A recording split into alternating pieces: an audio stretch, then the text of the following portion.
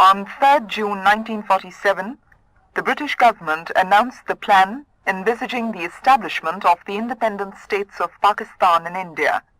In his broadcast speech from All India Radio, the Quaid Azam said, "I'm glad that I'm afforded the opportunity to speak to you directly through this radio from Delhi.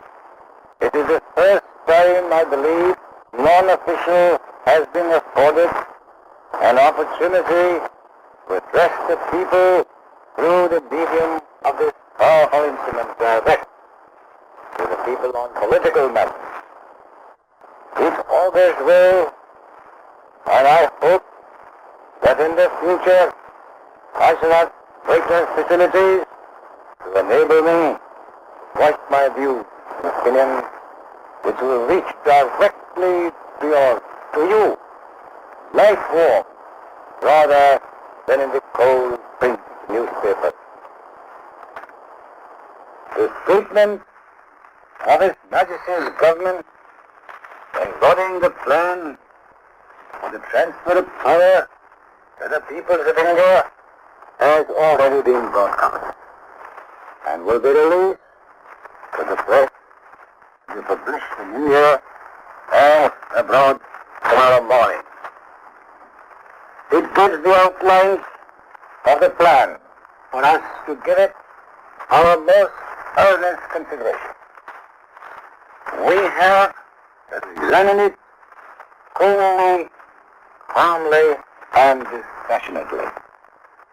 We must remember that we have to take momentous decisions and handle grave issues facing us in the solution of the complex political problem of this great subcontinent inhabited by 400 million of people.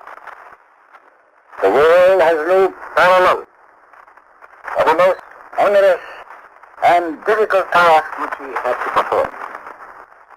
Grave responsibilities lie particularly on the shoulders of Indian leaders.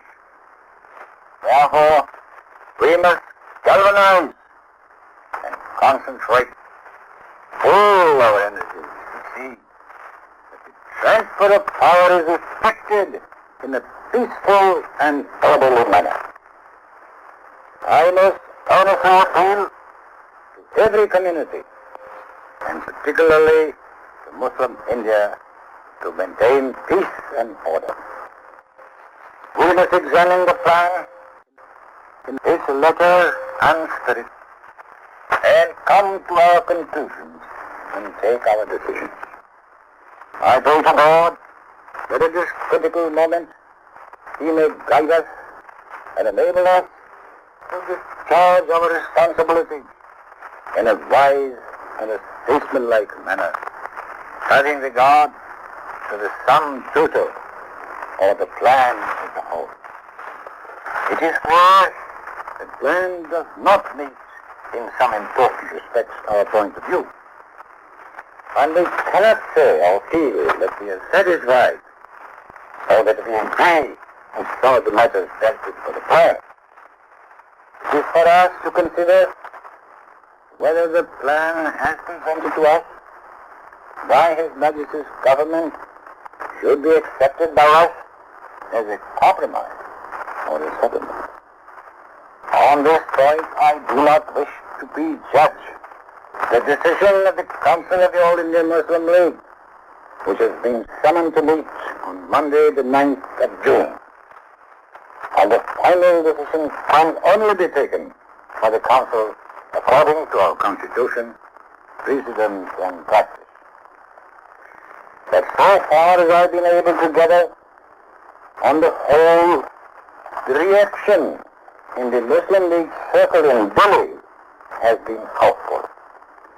Of course, the plan has got to be very carefully examined in its pros and cons before a final decision can be taken. I must say that I feel the Viceroy has battled against various forces very bravely. And the impression that he has left on my mind is that he was actuated by a high sense of fairness and impartiality. And it is up to us to make his task less difficult and help him, now that the plan has been broadcast already, and makes it clear in paragraph 11.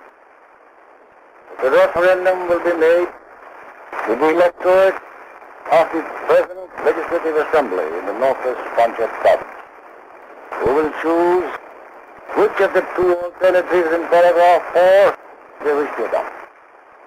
The referendum will be held under the aegis of the Governor General in consultation with the provincial government.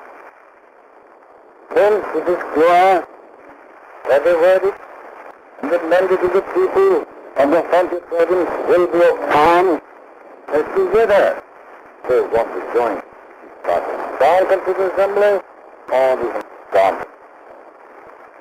In these circumstances, I request the Provincial Muslim League of the Frontier Province to withdraw the government of peaceful civil disobedience which they have proposed to resort to, and call upon all the leaders of the Muslim League and the Muslims generally to organize our people, face this referendum with open courage, and I feel confident the people of the frontier will give their verdict by a solid vote to join Pakistan.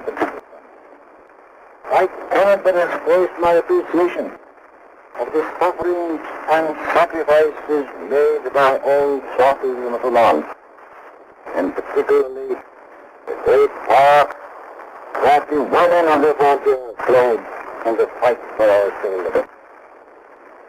Without apportioning blame, this is hardly the moment to do so.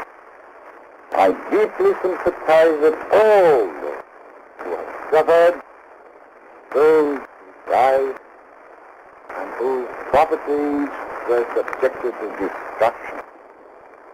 And I fervently hope the frontier will go through this referendum in a peaceful manner, and it should be the anxiety of everyone to obtain a fair, free, true verdict of the people of the country. Once more, I most honestly appeal to all who maintain peace and honor. Pakistan, Zindabad.